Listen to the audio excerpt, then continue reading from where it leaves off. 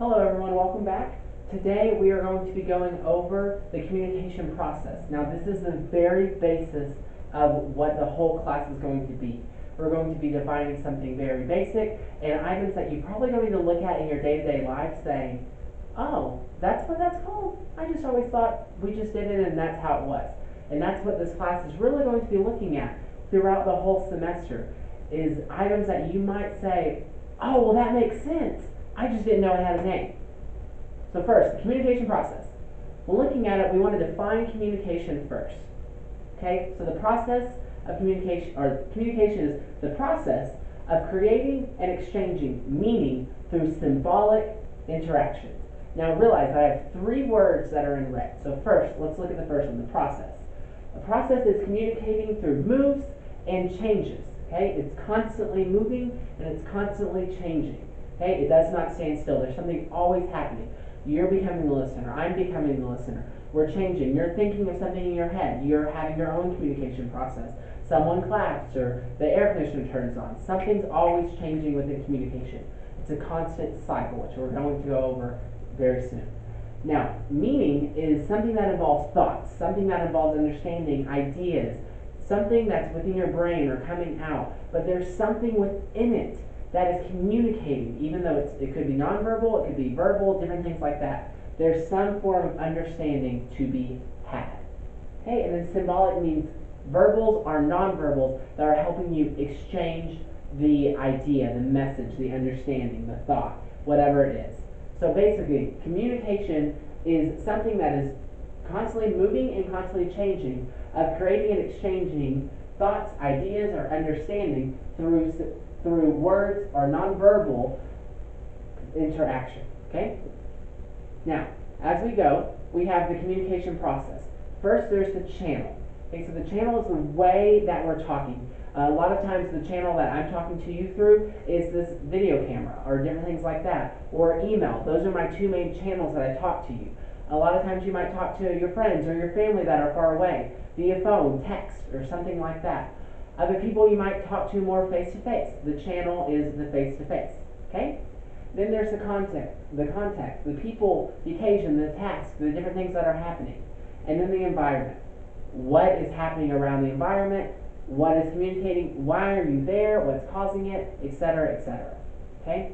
And then the climate. That is the emotional atmosphere. So, are you at a wedding and everyone's excited? Are you at a funeral, everyone's sad? Are you in a class, everyone's bored? Are you just at a coffee shop with kind of the relaxed feel and everyone's just talking and working on their homework?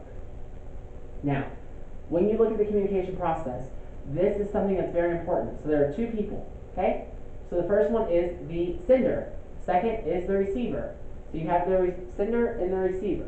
So what happens, the sender will then encode their ideas into a message. Okay? That message then will get to the receiver, and the receiver then decodes that message.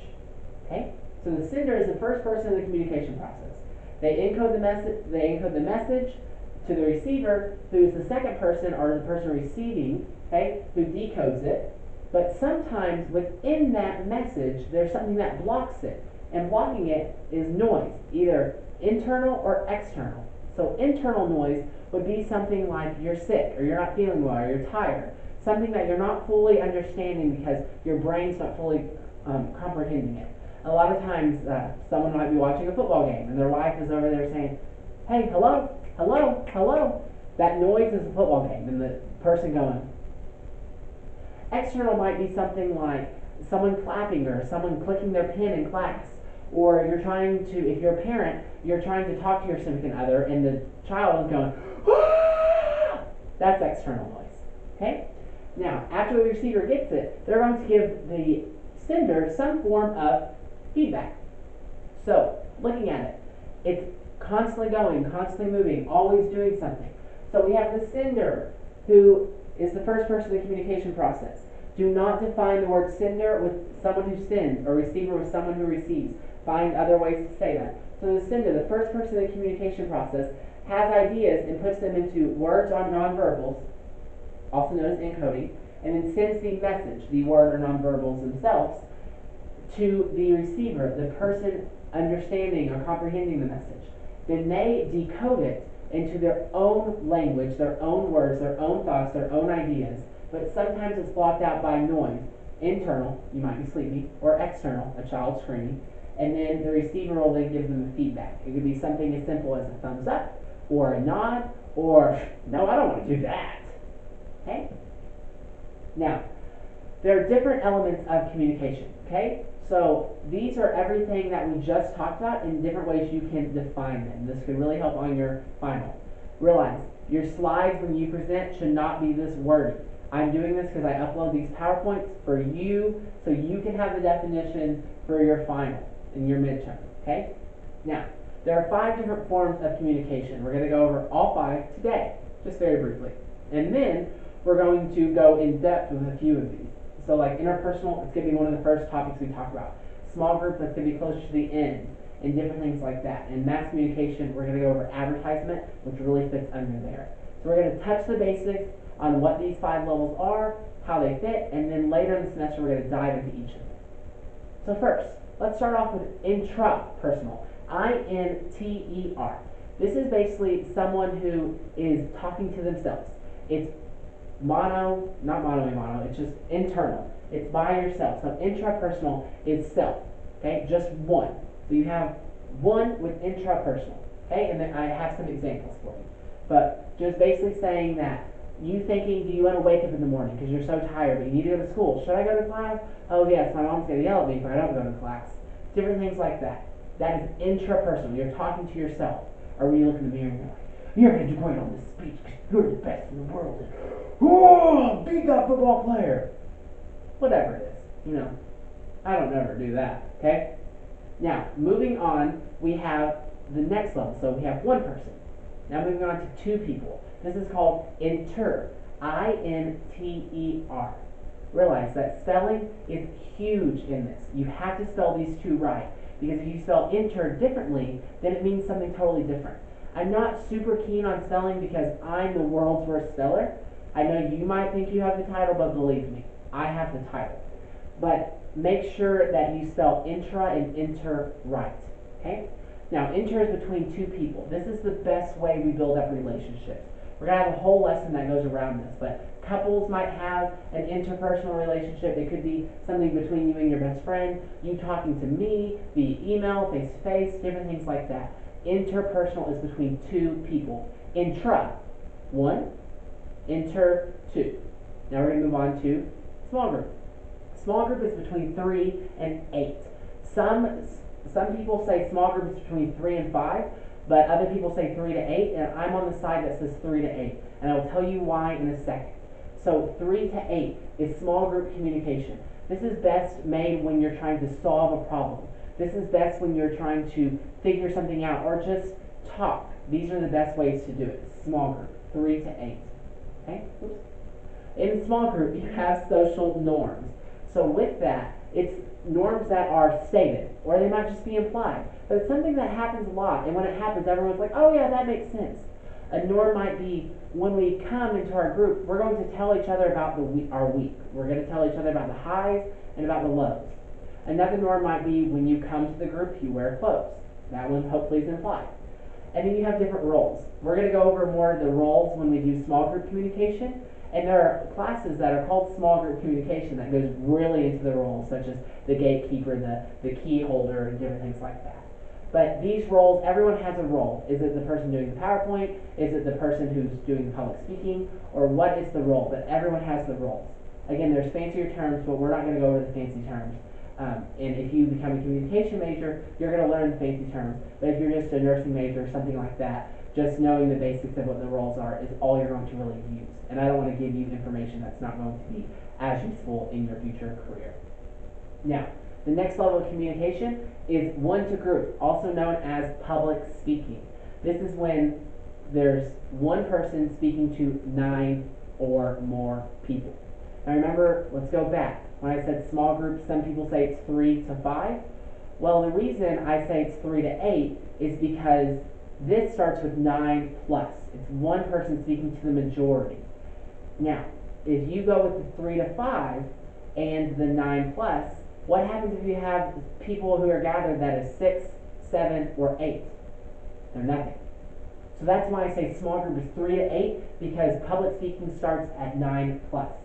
This is really helping to get the most information out to the most people. So someone public speaking, different things of what we're doing now, what you're learning to do. Okay, so this is the best way to get information out. Now, do not confuse public speaking with the last form of communication, which is mass communication.